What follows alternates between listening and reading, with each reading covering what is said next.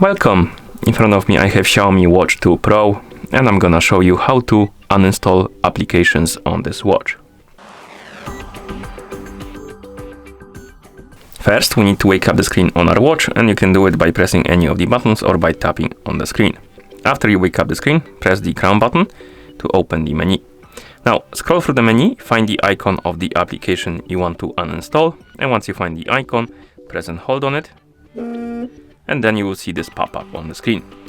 Tap on the bin icon, and then tap on the check mark to confirm and remove the app. Another way you can uninstall the applications is to open the Google Play Store. First we need to exit the edit mode, open the Play Store, and once you open the Play Store, scroll down through the main page, find the option called Manage Apps, and here you will see the list of applications. Scroll down to the bottom, you will see the list of up-to-date apps. You can tap on the app you want to remove, then tap on Uninstall to remove it. Come on. Okay, now it's removing, and once it's done, the app will be gone, as you can see.